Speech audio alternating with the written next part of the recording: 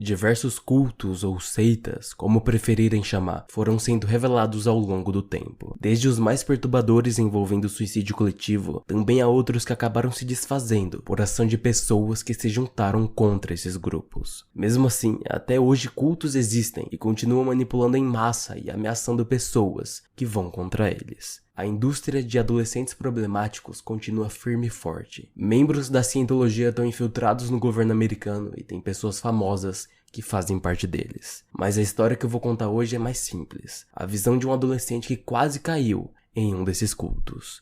O título é Eu Estava em um Culto. E assim começa. Primeiramente, peço desculpas pelo meu anonimato. Não quero que isso volte a mim, mas não contei a ninguém sobre isso. Preciso tirar do meu peito. Há 3 anos, quando eu estava na escola, sofria de forte depressão. Tomei medicação e fiz terapia em grupo. Um dia, na minha terapia em grupo, a nossa terapeuta nos disse que veio um homem para conversar com a gente. Vamos chamá-lo de Bob. Bob era muito energético, muito amigável e compreensivo. Ele falou conosco no nosso nível, um bando de adolescentes vulneráveis. Ele nos contou sobre uma viagem de terapia em grupo. Sairíamos nas férias de verão e faríamos algumas coisas legais, como canoagem, escalada, etc. Ele explicou que era totalmente gratuito, porque a escola pagaria para nós irmos, e duraria 5 semanas. Poucas pessoas estavam interessadas, mas decidi fazer algumas perguntas a ele após a sessão. Ele me disse que era tudo sobre a aventura, fazer amigos e se divertir, enquanto fazíamos nossa terapia. Pedi alguns detalhes para ele, mas ele não tinha cartão, então pedi o meu. Estupidamente, dei a ele meu número de telefone, endereço de e-mail e endereço residencial. Mais tarde naquela noite, eu tava contando isso aos meus pais. Eles pareciam um pouco desconfiados, mas eu tava tentando convencê-los. Enquanto conversávamos, alguém bateu na porta. Era Bob. Meu pai o acolheu e Bob conversou com os dois explicando que seria bom para a minha saúde mental, também traria muitas experiências, além de que seria totalmente gratuito. Depois de conversarem um pouco, meus pais concordaram que eu poderia ir. Eles preencheram alguns papéis e a próxima vez que vi Bob foi quando entrei no ônibus, com muitas outras pessoas da minha idade. Bob estava muito entusiasmado, assim como todos os outros ali no ônibus, embora todos nós estivéssemos tendo problemas de saúde mental.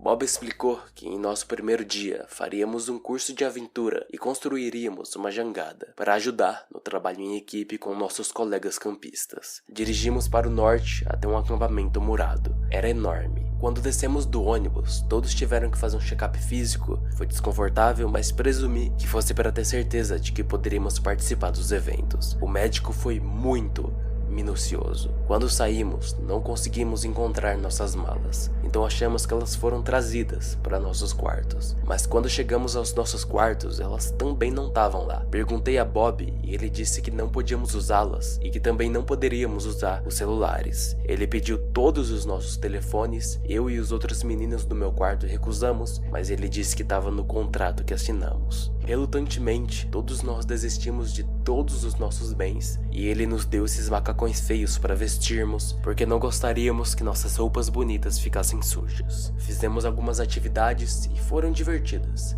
mas depois fomos todos jantar. Antes que alguém começasse a comer, um dos líderes do grupo disse que nós deveríamos orar. Não sou religioso e não havia indicação de que se tratava de um grupo religioso, então fiquei um pouco confuso. O líder do grupo disse que deveríamos agradecer aos deuses. Achei isso estranho, mas presumi que ele estava apenas incluindo as religiões de todos. Mais tarde naquela noite, fomos todos para a cama. Enquanto estávamos na cama, outro líder de grupo, vamos chamá-lo de Todd, entrou e nos forçou a levantar. Nós o levantamos e ele nos repreendeu por dormirmos de cueca box. Ele disse que deveríamos dormir de agasalho. Vestimos nossos agasalhos e assim que ele saiu, nós os tiramos novamente. Afinal, era verão. Os dias seguintes foram praticamente os mesmos. Houve algumas atividades divertidas, mas sempre foram acompanhadas pelos líderes do grupo, agindo de forma estranha e muito rígida. Os meninos e as meninas não podiam conversar entre si, quando íamos nadar e íamos de agasalho. Na verdade, só podíamos conversar durante essas atividades. E em todas as refeições tínhamos que orar. E os líderes sempre diziam como os deuses nos mostrarão o caminho até o fim. E honestamente eu tava ficando realmente assustado. Eles também nos disseram que se quiséssemos ficar depois das 5 semanas, poderíamos ficar. E poderíamos convidar nossas famílias para morar conosco. Uma noite perguntei ao Bob se poderia ligar pra casa, só porque queria falar com minha família. Ele disse que minha família já foi avisada que cheguei em segurança, que estou feliz. Tentei argumentar, mas ele estava determinado a não me deixar entrar em contato com minha família, até que as 5 semanas terminassem. Eu não sabia para onde levaram minha mala, então não tive como contatá-los. Naquela noite, houve um evento em volta de uma fogueira, integrada a uma sessão de terapia em grupo. Pedi para usar o banheiro do prédio principal e saí furtivamente. Havia um pequeno escritório vazio, com as luzes apagadas. Então entrei e usei o telefone para ligar para minha casa. Contei à minha mãe o que estava acontecendo e ela disse que eles viriam me buscar imediatamente. Nos fundos do escritório havia outra sala cheia de malas e uma caixa plástica cheia de telefones. Demorei um pouco para encontrar o meu celular, mas coloquei ele no bolso e tentei procurar minha mala. Enquanto eu olhava, Todd entrou no escritório e me viu. Ele praticamente me arrastou para fora e me sentou no corredor, gritando comigo por desobedecer às regras. Ele disse que eu estava tentando pegar minhas roupas e que era pecado ter orgulho, ou algo assim.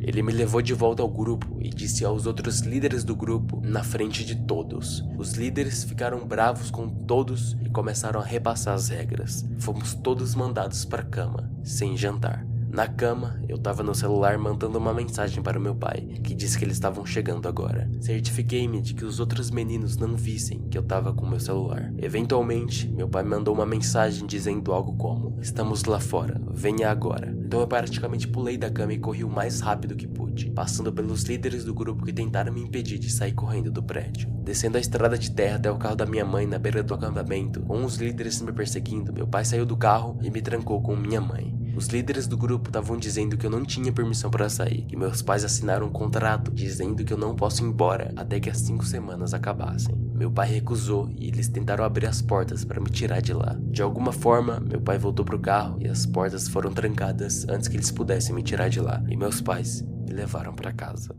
Em casa, contei tudo aos meus pais. Na manhã seguinte, Todd e alguns outros líderes do grupo estavam na minha porta. Meu pai disse para eles irem embora, mas eles ainda tentavam me convencer a voltar pro acampamento e eles não iriam embora sem mim. Meu pai chamou a polícia e a polícia os levou embora. Não podíamos vê-los, mas sabíamos que estavam observando. Praticamente não saí de casa durante o resto do verão e ficava constantemente espiando pela janela. Quando a escola recomeçou, saí de casa sozinho pela primeira vez para pegar o ônibus e, enquanto caminhava pela rua, ouvi Todd e os outros me chamando. Tentei correr, mas eram uns 10, me cercaram na rua. Algumas pessoas de suas casas ouviram a comoção e gritei para que chamassem a polícia. Alguns homens saíram e começou uma briga. Consegui voltar correndo para minha casa e me trancar. Os líderes do grupo foram presos, mas na semana seguinte, um novo grupo apareceu na minha área. Eventualmente mudamos de casa, parei de ir para a escola e tivemos que começar uma vida totalmente nova. Não vivemos sob proteção de testemunhas, mas usamos identidades falsas para impedir que nos encontrassem. Meus pais estavam em contato com a escola e a polícia. A escola parou de financiar o grupo, e a polícia nos disse que iria iniciar uma investigação e que Todd havia se matado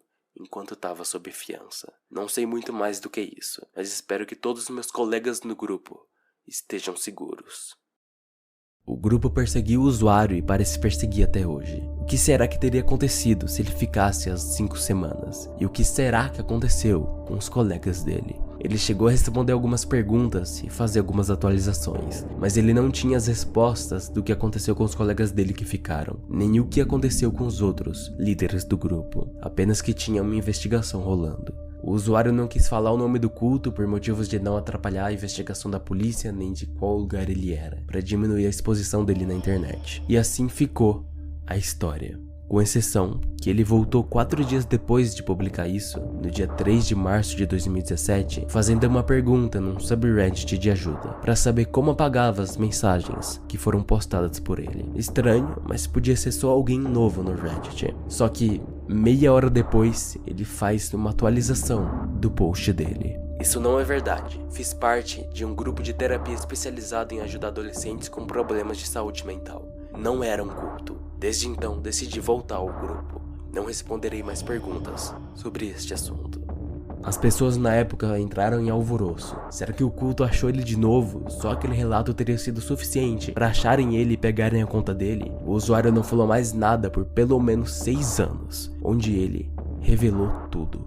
1 de janeiro de 2023. Ele revela que toda a história foi falsa. O que aconteceu foi que ele realmente teve problemas relacionados à saúde mental e a escola dele na época ajudou ele a ter terapia privada. E a terapia recomendou um grupo que trabalha com estudantes com problemas de saúde mentais. Ele foi ver o que era isso e tinha mais de 20 alunos além dele ouvindo 2 caras falarem sobre um acampamento com várias atividades, escaladas, arco e flecha, etc. Ele passou contato e depois os homens foram na casa dele porque precisavam da autorização dos pais, mas os pais acharam que parecia um culto e não deixaram ele participar do acampamento, acabando aqui a história oficial. Depois de uns anos disso, ele estava vendo uns vídeos de histórias bizarras do Reddit e decidiu publicar a dele, adicionando os detalhes fictícios, inclusive fingindo que a conta dele foi pega pelo culto, deixando tudo ainda mais macabro e sumindo logo depois. Depois de uns anos, um dos youtubers de terror preferido dele, o Nexpo, fez um vídeo contando essa história que ele criou e ele ficou muito feliz. A história foi revivida e muita teoria foi sendo feita sobre o caso, inclusive com pessoas investigando qual seria o tal culto. Obviamente alguns já achavam que a história era falsa por incongruências nela, mesmo assim ele não revelou a verdade. O motivo dele finalmente decidir revelar isso, no início do ano passado, 6 anos depois da história publicada, é o seguinte: a intenção inicial era deixar minha história desaparecer no nada, como a maioria dos outros mistérios do Reddit, mas algo mudou. Há cerca de 1 ano recebi más notícias do meu médico. Há 2 meses me disseram que o tratamento não estava funcionando, não me resta muito tempo.